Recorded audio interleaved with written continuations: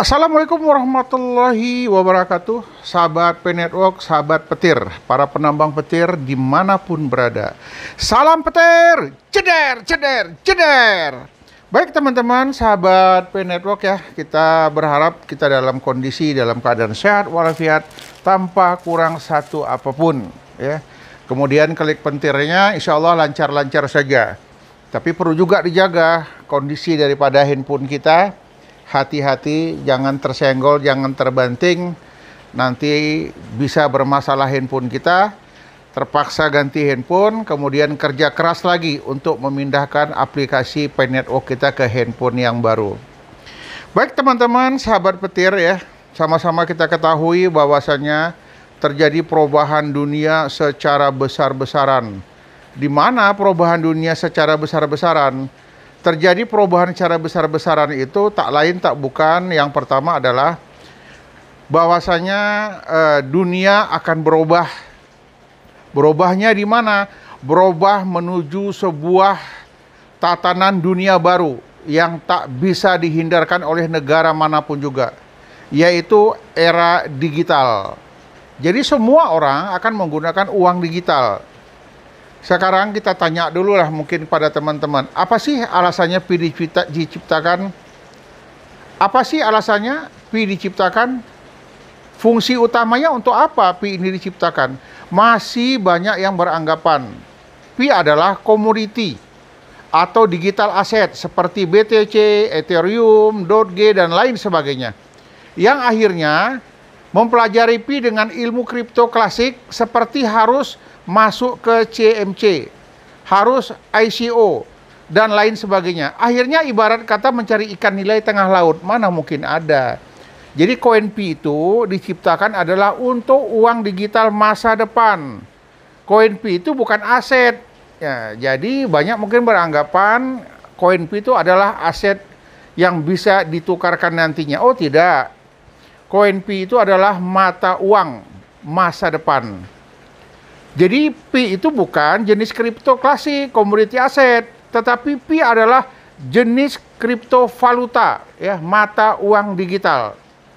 Jika kita pelajari pola histori pada kemunculan sebuah valuta, mata uang baru, maka tidak ada istilah supply and demand, permintaan dan penawaran. Kalau di Pi itu nggak berlaku, ya.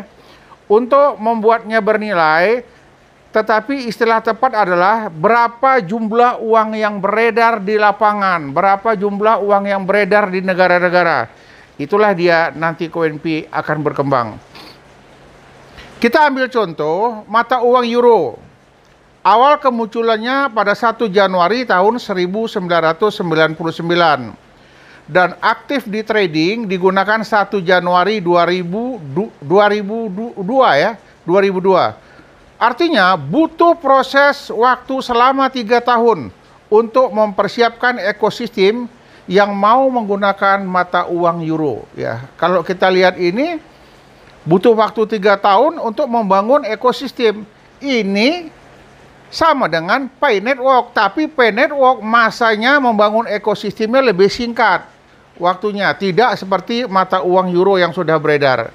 Dalam sejarah, euro digunakan oleh 19 negara Uni Eropa dan total uang yang beredar adalah 1,3 triliun euro dan menghasilkan nilai 1 euro sama dengan 1,5 US dollar.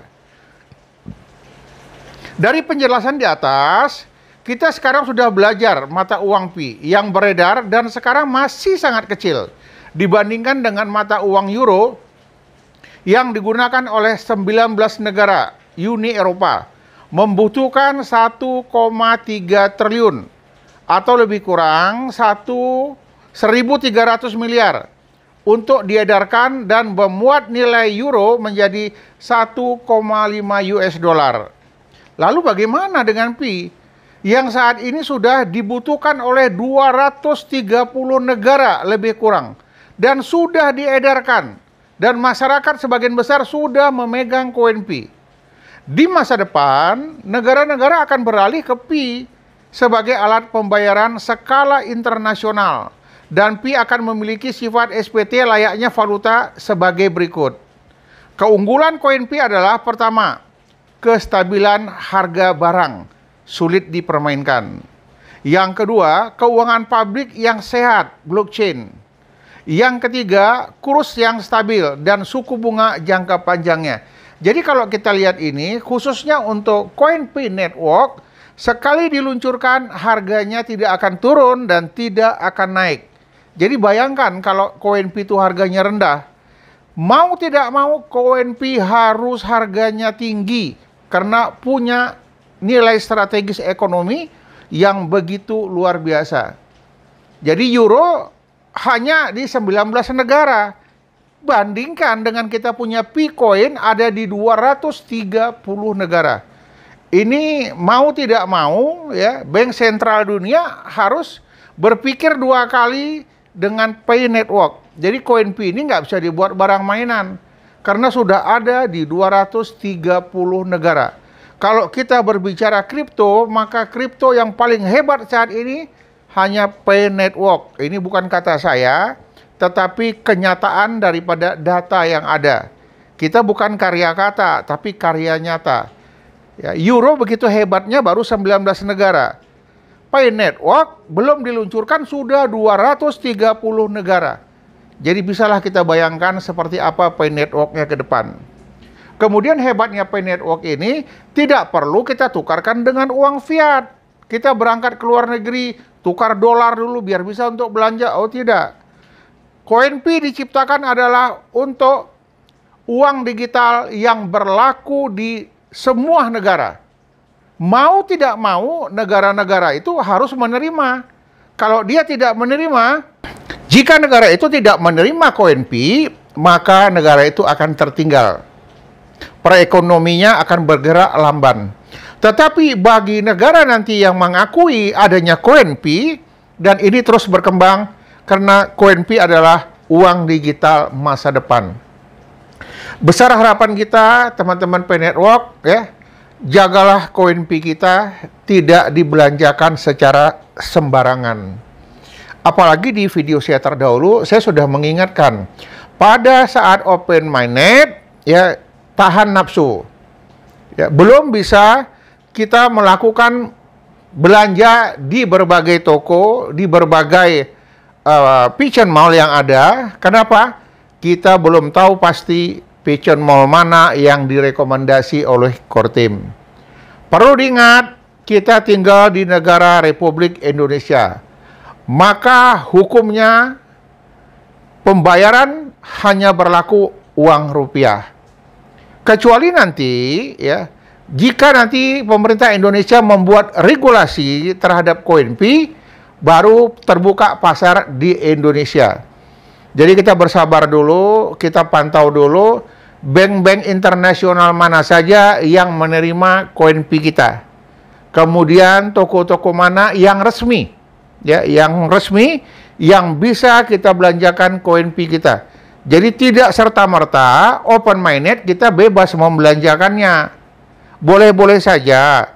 Saya khawatir teman-teman penggali petir, teman-teman penambang petir akan terjebak di toko yang tidak direkomendasi.